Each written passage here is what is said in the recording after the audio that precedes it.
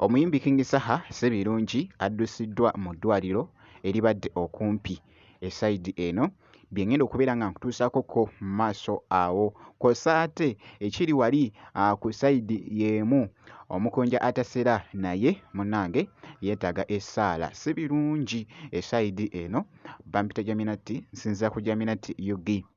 Kakati nno amawulire nno tegabadde malungi n'akamu wali gavuddeyo nga galaga obutambi obumu obw'enjawulo. King Saha ekirwadde nno labika ekibadde munnange tekimusumbuwa kizeemu actually afunyeemukko munnange wali obuzibu era n'addusibwa munnange ate mu ddwaliro eribadde okumpi.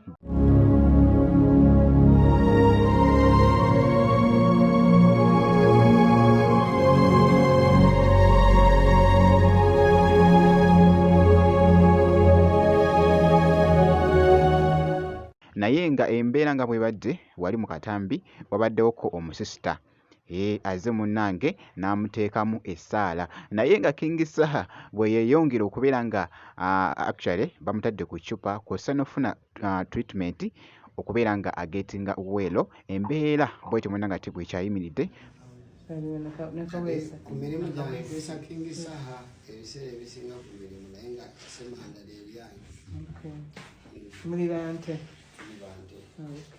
Kale katwongere ogateeka mu mikono gy'Omukama kesitwegereireko wamu ndimpemukeeza musaba Omukama abawonya abalwadde mulinyakwatemberamu emutuukirivu naye ng'atunda ekitafaayiza byonna tukwebaza ekirabo eky'obulamu kyotuwa aye tukwebaza olw'abaana bo bano abali mu ddwaliro.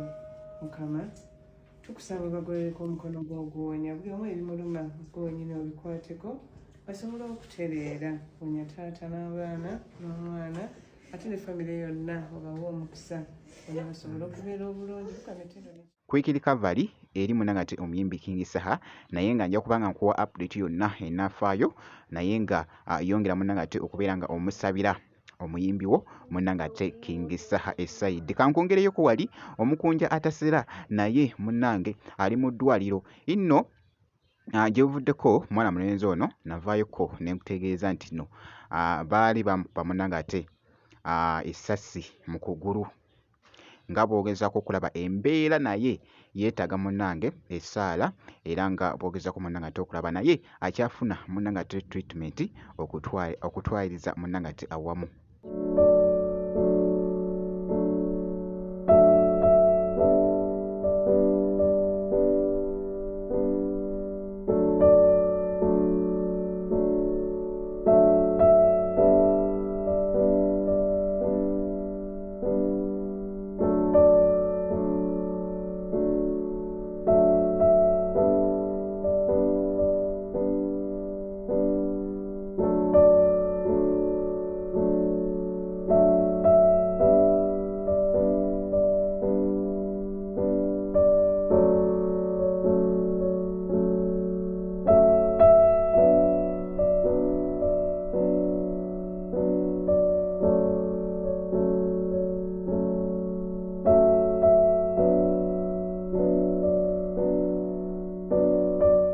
Yoyo nno omukunja atasera katongere naye omuteekamu munnange ate essaala asobole okusuuka obulungi kw'ossa n'omuyimbi King Saha. Nja kuba nga nkuwa update yonna enafaayo gwe kasitobeera nga osubscribinze ebisigadde byonna bitulekere.